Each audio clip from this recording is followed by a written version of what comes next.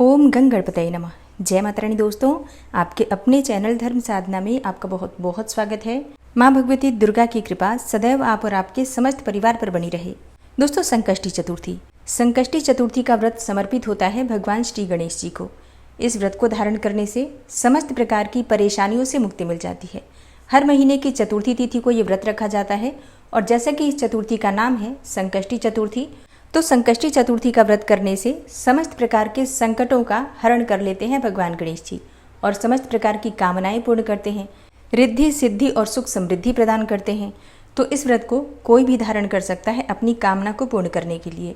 अगर आप किसी भी प्रकार की परेशानी में हैं जिसका समाधान आपको नहीं मिल रहा है, तो भगवान गणेश की कृपा की प्राप्ति के लिए संकष्टी चतुर्थी का व्रत आपको जरूर धारण करना चाहिए।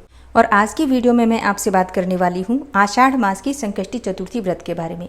आषाढ़ मास की संकष्टी चतुर्थी कब से प्रारंभ हो रही है और कब समाप्त हो रही है, व्रत हमें कब धारण करना है और चंद्रमा को अर्घ्य देकर ही ये व्रत खोला जाता है, तो चंद्रोदय का शुभ मुहूर्त क्या है, किस प्रकार से भगवान गणेश की पूजा आराधना हमें करनी चाहिए, कौन से मंत्रों का जप करना चाहिए, पूजा का शुभ मुहूर्त क्या होगा, और अगर आप किसी विशेष मनोकामना से ये व्रत धारण कर रहे हैं तो कामना को पूर्ण करने के लिए आज कौन सा उपाय करना श्रेष्ठ रहेगा, कौन सी कामना के लिए कौन सा उपाय करें, ये संपूर्ण जानकारी आपको आज की वीडियो में शेयर करने वाली हूँ।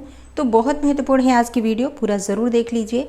वीडियो अच्छी लगे तो लाइक भी ज़रूर कीजिए, क्योंकि आपके लाइक्स, आपके कमेंट्स मेरे लिए बहुत महत्वपूर्ण होते हैं। यही एकमात्र जरिया है जिससे मुझे पता चलता है कि आपको ये वीडियो अच्छी लगती है और आपके लिए ये वीडियो उपयोगी है। तो अगर वीडियो अच्छी लगे तो लाइक तो ज़रूर ही किया कीजिए। तो सबसे पहले जानते हैं कि चतुर्थी तिथि कब प्रारंभ हो रही है, कब समाप्त हो रही है और व्रत चतुर्थी का हमें कब धारण करना है।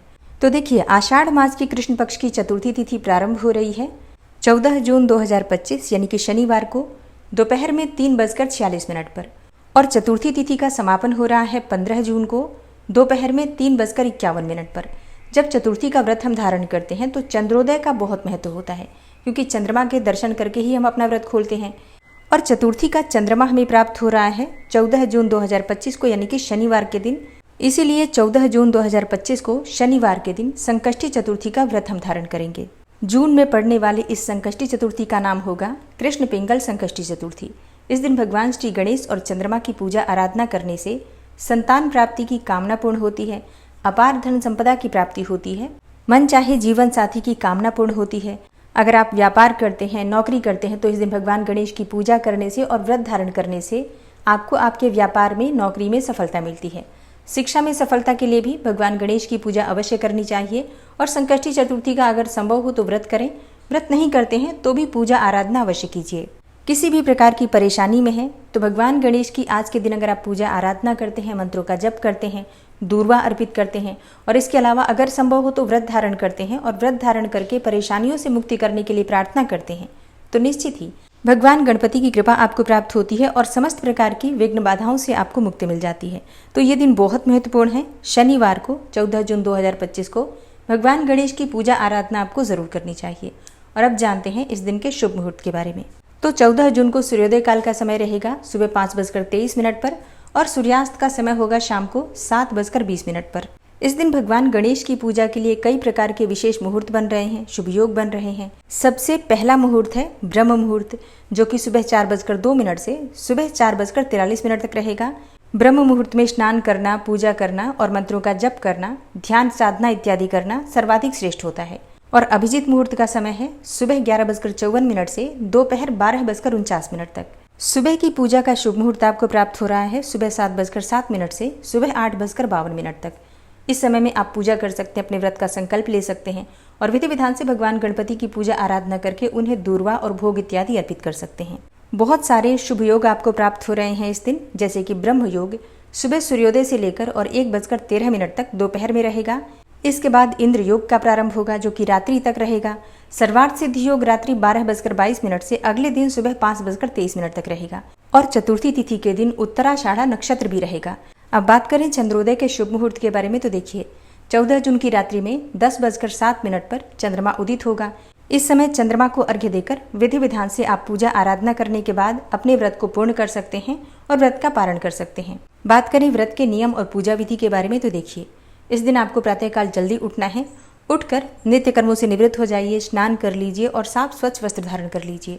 फिर भगवान सूर्यदेव को जल दीजिए और अपने घर के मंदिर में विधि विधान से जैसे आप नित्य की पूजा करते हैं प्रतिदिन की पूजा कर लीजिए। भगवान गणपति की आप पूजा चाहें तो अलग से चौकी लगाकर भी कर सकते हैं और चाहे तो घर के मंदिर में भी कर सकते हैं, जैसी भी सुविधा आपके पास उपलब्ध हो। संकष्टी चतुर्थी व्रत की पूजा के लिए सबसे पहले भगवान गणपति का आपको अभिषेक करना होता है पंचामृत से, फिर जल से, शुद्ध जल से, गंगा जल से, जो भी आपके पास उपलब्ध हो। इसके बाद गणेश जी को आप पीले वस्त्र अर्पित कीजिए, पीले पुष्प अर्पित कीजिए, चंदन से श्रृंगार कीजिए, सिंदूर अवश्य लगाना चाहिए भगवान गणपति को। और इसके बाद अक्षत का तिलक भी भगवान गणेश को लगाया जाता है। अक्षत का तिलक करने से सुख समृद्धि की प्राप्ति होती है, संपदा की प्राप्ति होती है, मनवांछित कामनाएं पूर्ण होती हैं। ऐसा भी कहा जाता है कि अक्षत का तिलक भगवान को अर्पित करने से, भगवान गणेश को लगाने से संतान प्राप्ति में आ रही बाधाएं दूर होती हैं। तो ये कार्य सबको करना चाहिए, इससे संतान की प्राप्ति भी होती है और संतान की उन्नति भी होती है। विधि विधान से भगवान गणेश की पूजा करने के बाद अपने हाथ में जल और पुष्प लेकर व्रत का संकल्प ले लीजिए कि आज आप व्रत धारण कर रहे हैं और किस कामना से व्रत धारण कर रहे हैं। अपनी कामना का संकल्प भगवान गणपति के सामने कीजिए और उनसे पूर्ण करने के लिए प्रार्थना कीजिए। व्रत में जाने अनजाने कोई भूल चूक हो जाती है तो इसके लिए क्षमा प्रार्थना कर लीजिए। अब आपका व्रत प्रारंभ हो जाता है। भगवान गणपति के मंत्रों का जप कीजिए, उनकी आरती कीजिए और भोग में आप भगवान को मोतीचूर के लड्डू का भोग लगा सकते हैं, मोदक का भोग लगा सकते हैं, फलों का भोग लगा सकते हैं। जो भी चीज़ें आपके पास उपलब्ध हो, अपनी इच्छा के अनुसार, अपनी क्षमता के अनुसार भगवान गणपति को श्रद्धा से, समर्पित भाव से भोग अर्पित कीजिए और इसके बाद उनकी आरती कर लीजिए और फिर क्षमा प्रार्थना कर लीजिए। अब दिन भर आपको व्रत धारण करना है। व्रत आप अपनी क्षमता के अनुसार फलाहार से भी धारण कर सकते हैं, चाहे तो निर्जल भी ये व्रत धारण कर सकते हैं। पूरे दिन भगवान गणेश के मंत्रों का जप करते रहिए, नाम जप करते रहिए। जैसे कि अगर आपकी संतान प्राप्ति की कामना है तो संतान गणपति स्तोत्र का पाठ करना आपके लिए अत्यंत श्रेष्ठ होगा। संकट नाशन गणपति स्तोत्र का पाठ करने से समस्त प्रकार के संकटों से मुक्ति मिल जाती है और किसी भी प्रकार की आपकी कामना हो पूर्ण होती है। तो आप ये पाठ भी कर सकते हैं। गणेश चालीसा का पाठ आप कर सकते हैं। ओम गणपतये नमः या ओम श्री गणेशाय नमः इस मंत्र का भी जप कर सकते हैं। शाम के समय प्रदोष काल में फिर से भगवान गणपति की आराधना की जाती है। तो स्नान इत्यादि से निवृत्त होकर और शाम को फिर से भगवान गणेश के सामने शुद्ध घी का दीपक प्रज्वलित करके पूजा कर लीजिए, आराधना कर लीजिए, मंत्रों का जप कर लीजिए। फिर जब चंद्रमा उदित होंगे तो चंद्रमा के दर्शन करके उन्हें अर्घ्य दीजिए और इसके बाद आप अपना व्रत खोल सकते हैं। बात करें कि व्रत में हमें क्या खाना चाहिए और क्या नहीं खाना चाहिए, तो जैसा मैंने कहा आप फलाहार से ये व्रत कर सकते हैं, निर्जला भी धारण कर सकते हैं और चंद्रमा के दर्शन करने के बाद जब आप व्रत खोलते हैं तो मीठे भोजन से आपका व्रत खुलता है। अच्छा, कई भक्त हैं जो कि नमक का सेवन करते हैं। स्वास्थ्य में अगर दिक्कत है तो आप नमक का सेवन कर सकते हैं, लेकिन सेंधा नमक का, ठीक है। वैसे व्रत खोलते समय अगर आप मीठा भोजन करते हैं तो सर्वाधिक श्रेष्ठ होता है। नमक हम तभी खा सकते हैं जबकि स्वास्थ्य में बहुत अधिक दिक्कत है, ठीक है। अगर रहा जाए तो मीठा भोजन करके ही आपको इस व्रत का पारण करना चाहिए। अब बात करें कि अगर आपकी कोई विशेष मनोकामना है तो आपको कौन सी वस्तु भगवान को अर्पित करनी चाहिए। देखिए, अगर आप किसी भी विशेष मनोकामना के लिए ये व्रत धारण कर रहे हैं तो दूर्वा ले लीजिए, 21 दूर्वा। आप इससे अधिक भी ले सकते हैं, लेकिन कम से कम 21 दूर्वा होनी चाहिए और इनको एक लाल धागे में आपको बांधना है। सभी दूर्वा को पहले धो लीजिए, साफ कर लीजिए। फिर लाल रंग का धागा आप ले सकते हैं, जैसे कि मौली, आप उससे बांधकर और भगवान गणेश को अर्पित कीजिए। साथ में आप लाल पुष्प जैसे कि गुड़हल का पुष्प या फिर गुलाब का पुष्प अर्पित कीजिए और भगवान को तिल के लड्डू के भोग अर्पित कीजिए। फिर आप प्रार्थना कीजिए अपने मन की कामना को पूर्ण करने के लिए समर्पित भाव से, पूरे श्रद्धा भाव से। अगर आप इस प्रकार से भगवान गणेश की पूजा आराधना करते हैं, ये वस्तुएं समर्पित भाव से अर्पित करते हैं, तो निश्चित ही आपकी कामना कोई भी हो भगवान गणपति पूर्ण करते हैं। और पूजा करते समय संकट नाशन गणेश स्तोत्र का कम से कम 11 बार पाठ आपको जरूर करना चाहिए। इससे आपकी कामना जल्दी पूरी होती है। तो उम्मीद करती हूँ ये वीडियो आपके लिए उपयोगी होगी। संकष्टी चतुर्थी व्रत से संबंधित अगर आपका कोई भी प्रश्न है तो आप कमेंट बॉक्स में लिख सकते हैं। जल्दी ही आपके प्रश्नों के उत्तर आपको कमेंट बॉक्स में मिल जाएंगे।